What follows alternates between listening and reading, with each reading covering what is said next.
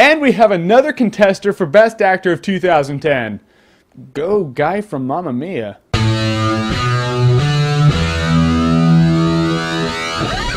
The King's Speech. So The King's Speech is the story of the Duke of York who would become King George VI. It would become a time of war. The United Kingdom and the British Commonwealth would need a leader, someone who would inspire confidence and speak for them, the people. Only problem is the guy that got has a very severe stammer, or stutter, speech impediment. Now the trailer makes it look like this guy just doesn't like public speaking, but in reality the guy stammers when he's talking to his 4-year-old. It's a little rough to watch. And now the radio has just sprung on the scene, so now the king needs to address all his subjects on the air. So you really feel like there is just no hope for this guy, so he goes and sees a speech therapist who is none other than Barbossa. Good old Jeffrey Rush. Now in watching the trailer, I thought Jeffrey Rush was going to just steal the show, like he would be that supporting character that just overshadowed everybody. Not that he was bad, he was really good, but Colin Firth, man, that's the guy. There is no time in this movie, like no spot that I can think of that anyone ever upstages Colin Firth. If you had never seen Colin Firth before, you never saw a movie that he was in, you would swear to God he actually has a speech impediment. He just absolutely, he was the role. Like Heath Ledger in The Joker,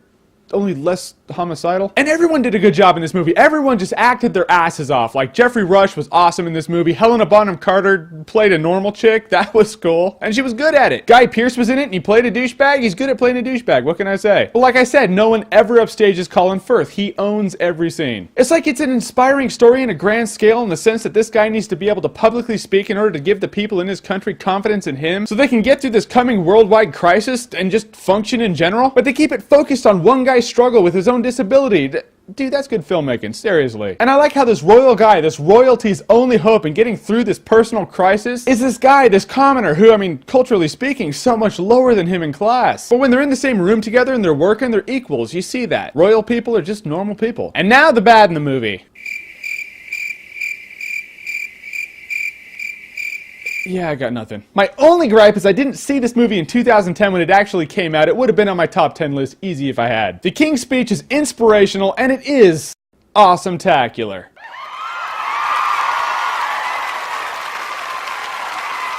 If you don't get inspired by this movie, you are the most jaded prick on earth, I promise you. Next to the guy who wiped his own ass with his Toy Story 3 ticket stub. I would recommend this movie to anybody, any human being. I don't care if you're a fascist anarchist who has established rule over Antarctica. Watch the movie, get inspired, feel good. And on a side note, be sure to check out schmozno.com for my blog that I wrote about the entertainment business and where it's kind of going right now. I feel it's interesting and relevant, so I put the link below, go check it out. And if you like what you've seen here and you want to see more, click right here to see more.